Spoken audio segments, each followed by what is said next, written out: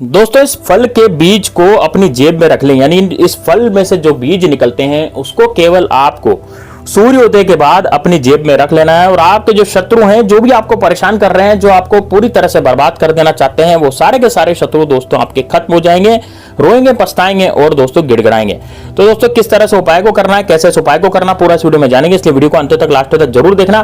साथ ही में दोस्तों कमेंट बॉक्स में हर हर महादेव जरूर लिखना। यदि आप अपने महादेव बाबा के भक्त हैं, यानी कि आप अपने महादेव बाबा को बहुत अच्छा मानते हैं, बहुत बढ़िया उनको आदर देते हैं, तो दोस्तों यदि आप चाहते हैं आपका काम फटाफट से हो जाए, तो दोस्तों आप कमेंट बॉक्स में हर हर महादेव जरूर लिखें, इस वीडियो को लाइक करें और ज्यादा से ज्यादा शेयर करें। तो दोस्तों आपको किस तरह से उपाय को करना है, कैसे इस उपाय को करना है, तो पूरा इस वीडियो में जानेंगे, इसलिए वीडियो को अंत तक लास्ट तक जरूर देखिएगा। देखिए दोस्तों, सबसे पहले मैं आपको बताना चाहूंगा, यदि आप अपने जीवन में बहुत ज्यादा परेशान हो चुके हैं, आप अपने जीवन में इतने ज्यादा परेशान हो चुके हैं, इतने ज्यादा आपको टेंशन हो रही है कि आप जो है कुछ काम नहीं कर पा रहे हैं, यानी कि कोई भी कार्य आप करने जाते हैं तो उसमें आप जो है फेल हो जाते हैं, या फिर आप कोई भी ऐसा कार्य करने जाते हैं तो आप उसमें जो है बहुत ही ज्यादा तरीके से बिल्कुल पूरी तरह से आप उसमें फेल हो जाते हैं, आपका कोई भी उसमें काम नहीं हो पाता। तो दोस्तों ये उपाय सिर्फ और सिर्फ आपके लिए होने जा रहा है। तो दोस्तों आपको करना क्या है, ध्यान से सुनिएगा। सबसे पहले तो आपको लेना है दोस्तों पपीता। अब ये पपीता दोस्तों कैसा होता है, देखिए आपने पपीता जरूर खाया होगा। पपीते भी दो तरह के होते हैं, एक तो होता है गोल गोल सा पपीता और एक होता है लंबा वाला पपीता, है ना। तो आपको जो पपीता लेना है ना, वो आपको लेना है गोल वाला पपीता, यानी कि गोल वाले पपीते में जो है बहुत बढ़िया आपको एक फल मिलेगा जो है गोल तरह का पपीता। तो गोल वाला पपीता आपको लेना है। तो दोस्तों पपीते को आपके एरिया में, आपके क्षेत्र में किस नाम से जाना जाता है, तो आप देख लीजिएगा, आप गूगल करके, लेकिन आपको मैंने चित्र बता दिया है। इस चित्र के हिसाब से आप समझ जाइएगा कि भाई ये इस तरह का फल होता है और इस तरह के फल की मैं बात कर रहा हूं। तो जो पपीता होता है वो इस तरह का होता है, ठीक है। अब दोस्तों आपको पपीते के जो बीज हैं वो निकाल लेने हैं, यानी कि पपीते के बीज जो हैं आपको निकाल लेने हैं। पपीता आप जैसे काटेंगे तो उसके अंदर काले काले बीज निकलते हैं, ऐसे काली मिर्ची जैसे, है ना। तो उन पपीते के आपको 11 बीज जो है निकालने हैं। कितने बीज निकालेंगे आप? 11 बीज, ठीक है ना। कितने बीज निकालेंगे? 11 बीज। जो आप गिन लें 11 बीजों को गिन ले, पपीते के बीज को, ठीक है। अब 11 बीज आप निकाल कर रख लेंगे। लेकिन दोस्तों इसमें अब आपको मैं एक मंत्र बताने जा रहा हूं, वो बीज मंत्र आपको एक पर्ची पर लिखना है। यानी कि आपको इसमें एक सफेद कलर की जो बिना लाइन की पर्ची होती है, इसमें कोई भी लाइन वगैरह नहीं हो, जिसमें किसी भी तरह का कोई वो नहीं हो, तो वो वाला आपको लिखना है। यानी कि बिना लाइन की जो पर्ची होती है, यानी कि जिसपे पहले से लाइन नहीं खींची हुई या पहले से कुछ लिखा हुआ नहीं हो, तो वो वाली पर्ची आपको लेनी है। तो उस पर्ची का आपको प्रयोग करना है, ठीक है ना। तो वो वाली पर्ची आप ले लें, बिना लाइन की पर्ची होनी चाहिए, इसमें किसी तरह की कोई लाइन नहीं होनी चाहिए, किसी तरह का कोई अक्षर शब्द वगैरह कुछ भी लिखा हुआ नहीं होना चाहिए, ठीक है ना। तो वो पर्ची आप ले लें। तो पर्ची जो है आगे पीछे दोनों तरफ से कोरी होनी चाहिए, मतलब कि वो लिखी भी नहीं होनी चाहिए आगे पीछे दोनों तरफ से, बिल्कुल सादी सफेद पर्ची और बिल्कुल कोरी पर्ची जो है वो होनी चाहिए, ठीक है ना। ठीक है साहब, अब ये आपका हो गया। अब आपने ये जो है पपीते के बीज भी ले लिए और कोरी पर्ची आगे पीछे की जो आपने वो भी ले ली, ठीक है ना। ये दो चीज आपने ले ली। अब आपको करना क्या है, काले कलर का आपको मार्कर चाहिएगा। दोस्तों काले कलर का जो पेन होता है ना, वो आप या तो काले कलर का पेन भी ले सकते हैं। भाई ऐसा जरूर नहीं है कि आप मार्कर पेन ही लें, मार्कर पेन तो बोर्ड वगैरह पे लिखने में काम आता है, जो मोटा चलता है। स्केच पेन भी ले सकते हैं। आपके घर में जो भी पेन अवेलेबल है, जो भी पेन आपके घर में उपलब्ध है, आप उसी का प्रयोग कर सकते हैं। लेकिन जो वो है काली शाही का होना चाहिए। और आपके घर में पेन ही नहीं है तो आप कोयले का प्रयोग भी कर सकते हैं।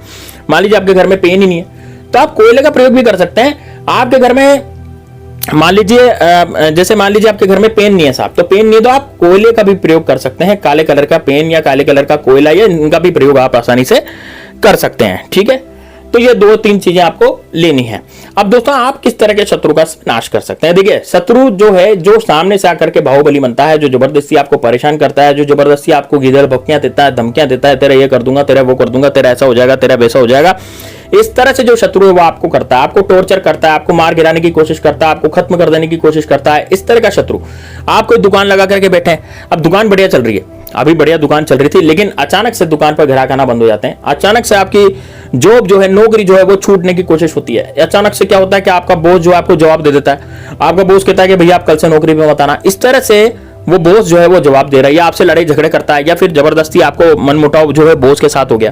क्यों ऐसा इसलिए होता है? क्योंकि आपके जो साथी होते हैं, वह जब आप काम करते हैं जिस भी जगह पर जहां पर आपके साथी होते हैं, वो साथी क्या करते हैं, आपके खिलाफ बॉस को भड़का देते हैं। तो बॉस नाराज हो जाता है आपके खिलाफ। जब वो बॉस को भड़काएंगे, बॉस इसमें नाराज हो जाएगा, बॉस नाराज होकर उफन जाता है आपके ऊपर, हो सकता है नौकरी से भी निकाल दे, क्योंकि वो लोग तो यही चाहते हैं कि आप नौकरी से निकल जाए, क्योंकि वो सबसे बड़े शत्रु हैं आपके। इसके अलावा जो दुकानदार जो होते हैं, दुकानदार भाइयों की मैं कहना चाहूंगा, उनकी दुकान बढ़िया चलती रहती है, लेकिन उनकी दुकान पर बंधवा देते हैं, उनकी दुकान को बंधवाई जाता है। बंधवाने के कारण क्या होता है, उनकी दुकान ही चलना बंद हो जाती है। अब जैसे कोई दुकान यदि आपने मालूम उन्होंने बंधवा दी, तो बंधवा करने के बाद क्या होता है, उनकी दुकान ही चलना बंद हो जाती है। दुकान चलना बंद होने के कारण क्या होता है, वो आदमी भूखे मरने की नौबत में उसमें आ जाता है, ठीक है ना। तो इस तरीके से भी ये होता है ना। उसके अलावा दोस्तों क्या होता है, जैसे मान लीजिए कोई ऐसा व्यक्ति है जो बहुत ज्यादा परेशान है अपनी जिंदगी में, जो बहुत ज्यादा दिक्कतें देख रहा है, बहुत ज्यादा दिक्कतों का सामना कर रहा है, प्रॉब्लमों का सामना कर रहा है, बहुत ज्यादा उसको परेशानियां हैं, तो उन परेशानियों के कारण भी वो इंसान जो है वो आपकी जिंदगी में जो है पूरी तरह से वो हल्ला बोल मचा देगा। मतलब कि ये मान लीजिए कि आप जो है अपनी जिंदगी चैन से नहीं जी पा रहे, ठीक तरह से नहीं जी पा रहे, है ना। तो आपको ये उपाय जो मैं बता रहा हूं, ये आपको करना चाहिए। अब उपाय को कैसे करेंगे, ध्यान से सुनिएगा दोस्तों। देखिए, सबसे पहले तो आपको क्या करना है, जो पपीते के बीज होते हैं वो आपको निकाल लेने, यानी कि पपीते के बीज आपको बाहर निकालने हैं पहले तो, यानी पपीते में से बीज जो है बाहर निकाल लें। पपीते के जो बीज हैं वो बाहर निकाल लें। 11 बीज आपको लेने हैं, 11 बीज आपको गिनने हैं। दक्षिण दिशा की तरफ मुख करके बैठ जाना। आपको अपने घर में ऐसी जगह पर बैठना है जहां बिल्कुल एकांत हो, जहां पर आपको कोई डिस्टर्ब ना करे, कोई घर वाले या फैमिली वाले आपको डिस्टर्ब ना करे। उनको पहले बता दें कि भाई मैं ये उपाय करने जा रहा हूं, इसलिए आप मुझे डिस्टर्ब ना करो उस समय, क्योंकि उपाय के समय उन्होंने टोक दिया तो फिर वो उपाय आपका सफल नहीं होता है। तो इस कारण से क्या करना है, आपको पहले उनको बता देता है। अब दोस्तों ये 11 पपीते के बीज जो है वो आपको लेने हैं और इनको लेने करके एक कटोरी में आप रख लें। उसके बाद दोस्तों एक पर्ची, जो मैंने आपको बताया था कि एक कागज लेना आपको छोटा सा, एक बिना लाइन का कागज, सफेद कलर का कागज, आगे पीछे से कुछ भी इसमें लाइन नहीं होनी चाहिए खींची हुई, वो वाला कागज आपको लेना। तो वो वाला लेकर के और बस उस कागज को लें, उस कागज को लेकर के बैठे। अब सामने दोस्तों आपको उसमें लिखना क्या है, सुनिए ध्यान से। उसमें आपको लिखना है त्रिम त्रिम त्रिम, 3 बार लिखना है।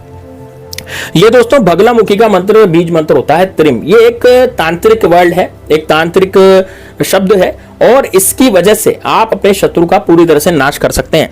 यदि आपको नाम पता है शत्रु का, तो आप कागज के उल्टी साइड पे देखिए, कागज की 2 परतें होती हैं, जैसे एक सिक्के के 2 पहलू होते हैं, ऐसे कागज में आगे पीछे से आप कहीं भी लिख सकते हैं। तो आप कागज पर क्या करें, कागज पर आप लिख दें, है ना। कागज पर आप क्या करें, कागज पर भैया आप लिख दें अपने शत्रु का नाम लिख दें सबसे पहले तो कागज पर अपने शत्रु का नाम लिख दें।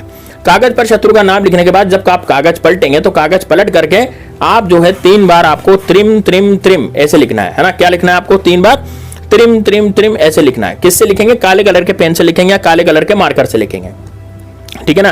क्या लिखेंगे, त्रिम त्रिम त्रिम, काले कलर के मार्कर से आपको लिखना है। और आगे की तरफ आपको क्या लिखना है, अपने शत्रु का नाम लिखना है। यदि मान लीजिए आपका शत्रु है, गुप्त शत्रु है, वो आपका प्रत्यक्ष शत्रु नहीं है, सामने से वार करने वाला शत्रु नहीं है, तो आप केवल उसमें शत्रु का नाम लिख सकते हैं आगे की तरफ।